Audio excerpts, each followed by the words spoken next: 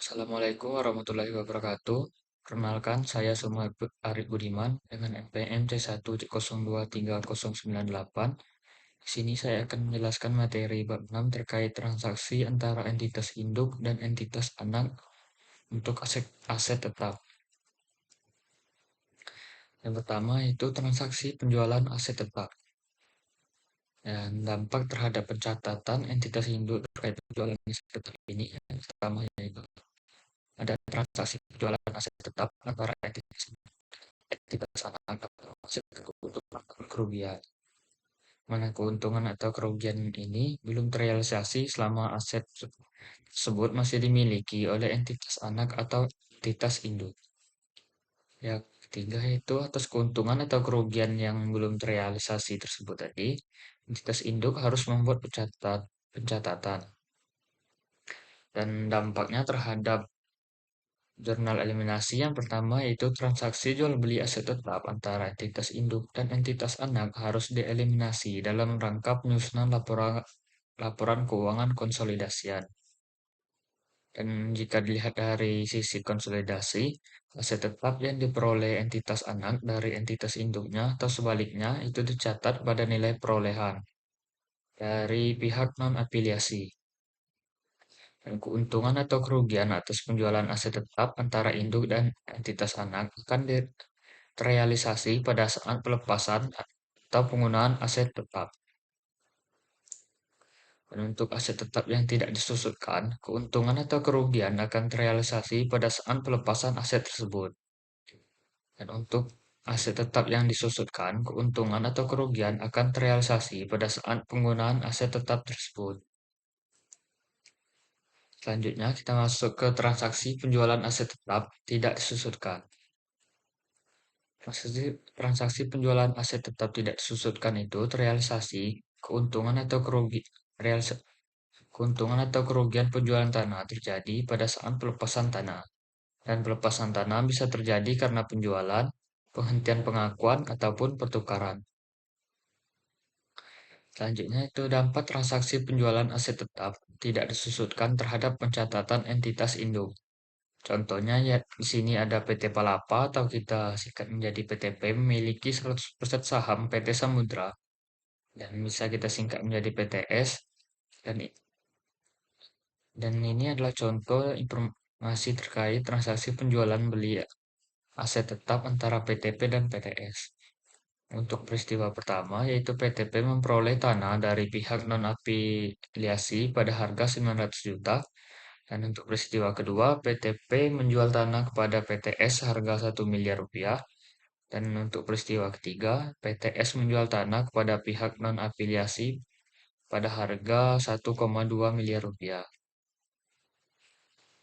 Dan bagaimana catatan yang harus dibuat oleh PTP dan jurnal pada saat penyusunan laporan keuangan konsolidasian pada tahun 2020 jika pada skenario pertamanya yaitu seluruh peristiwa P1, PT, P2, dan P3 itu terjadi pada tahun 2020 dan untuk skenario keduanya P1 dan P2 yang terjadi pada tahun 2020 tetapi P3-nya itu terjadi pada tahun 2021 dan untuk skenario ketiganya P3 saja yang terjadi pada tahun 2020, sedangkan P1 dan P2-nya terjadi pada tahun 2019. Dan untuk skenario yang pertama, yaitu seluruh peristiwa terjadi pada tahun 2020 itu, dampak jurnal eliminasi skenario 1 terhadap laporan keuangan konsolidasian itu, atas penjualan aset tanah ke entitas anak, PTP melaporkan keuntungan sebesar 100 juta, sedangkan PTS itu membukukan keuntungan penjualan tanah SBS sebesar 200 juta rupiah. Dan keuntungan atas penjualan tanah ke entitas anak yang diakui PT sudah terrealisasi karena tanah sudah dijual PT S ke perusahaan non afiliasi. Selain itu, tanah yang juga tidak akan muncul di laporan keuangan PTP dan PTS maupun laporan keuangan konsolidasian. Dan kesimpulannya tidak ada jurnal tambahan yang dibuat oleh PTP dan tidak terkait dengan transaksi hulu penjualan tanah tersebut. Nah, untuk kepentingan penyusunan laporan keuangan konsolidasian juga tidak ada jurnal eliminasi yang perlu dibuat. Selanjutnya yaitu untuk skenario kedua, PTP dan P1 dan P2 itu terjadi pada tahun 2020, sedangkan P3-nya terjadi pada tahun 2021.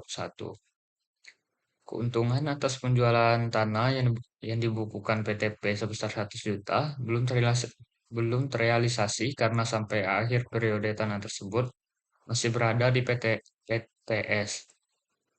Sebagai akibatnya, PTP harus melakukan pencatatan untuk menanggung keuntungan penjualan tanah. Catat sebagai bagian laba atas entitas anak sebesar 100 juta pada investasi pada entitas anak sebesar 100 juta rupiah. Dan keuntungan penjualan tanah sebesar 100 juta dan pada tanah sebesar 100 juta.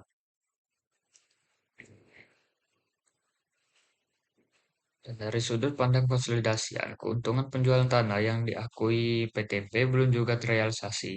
Selain itu, tanah yang akan disajikan dalam laporan keuangan konsolidasian juga harus pada nilai perolehan dari non-afiliasi. Sehingga nilai tanah yang sekarang di catatan PTS yaitu sebesar 100 juta harus dieliminasi sebagian agar menilai tanah yang disajikan dalam laporan keuangan konsolidasian sama dengan nilai perolehan dari non-afiliasi sebagai jurnal eliminasi yang perlu dibuat adalah dampak skenario 2 terhadap penyajian tanah dan keuntungan penjualan tanah dalam laporan keuangan konsolidasian 2015. Dan selanjutnya untuk skenario ketiga yaitu P3 terjadi pada tahun 2020 dan P1 dan P2 itu terjadi pada tahun 2019.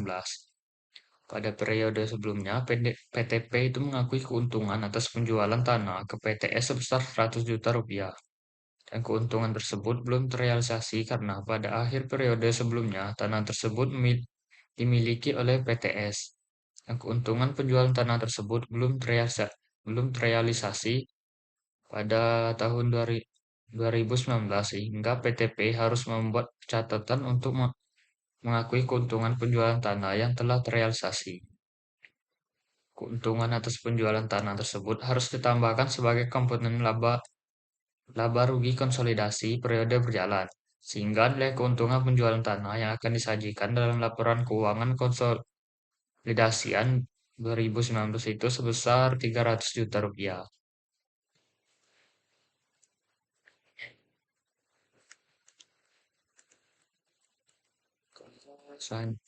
Selanjutnya,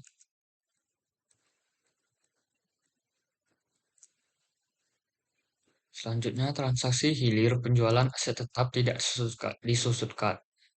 Untuk keuntungan transaksi hilir yang belum terrealisasi ini dapat catat perusahaan induk sebesar porsi kepemilikan.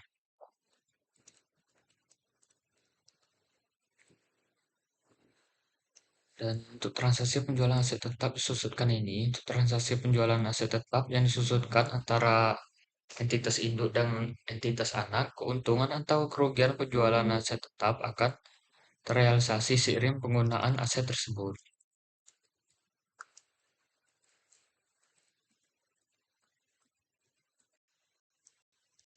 Nah, ini kisah pembelajaran pada bab ini yaitu aset tetap yang diperoleh dari anak atau entitas induk harus dicatat pada nilai perolehan dari non-afiliasi. Kedua, keuntungan atau kerugian yang belum terrealisasi dari transaksi hulu aset tetap dicatat penuh oleh entitas induk. Selanjutnya, keuntungan atau kerugian yang belum terrealisasi dari transaksi hilir aset tetap dicatat entitas induk sebesar porsi kepemilikannya di entitas anak. Yang selanjutnya, jurnal eliminasi diperlukan untuk menyesuaikan nilai perolehan aset, akumulasi penyusutan, dan beban penyusutan yang disajikan dalam laporan keuangan konsolidasian sesuai dengan nilai perolehan dari pihak non-afiliasi. Selanjutnya, keuntungan atau kerugian yang belum Realisasi dari transaksi hulu atau hilir aset tetap yang tidak disusutkan akan terrealisasi pada saat aset tersebut dijual. Selanjutnya, keuntungan atau kerugian yang belum terrealisasi dari transaksi hulu atau hilir aset tetap itu akan disusutkan akan terrealisasi pada saat aset tersebut digunakan.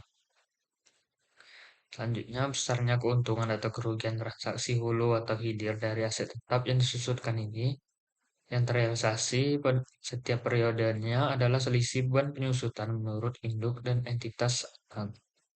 Baik, itu tadi adalah penjelasan dari saya untuk materi dari bab 6 terkait transaksi entitas induk dan entitas anak. Jika saya ada salah kata, saya minta maaf. Wabillahi taufiq wal hidayah. Wassalamualaikum warahmatullahi wabarakatuh.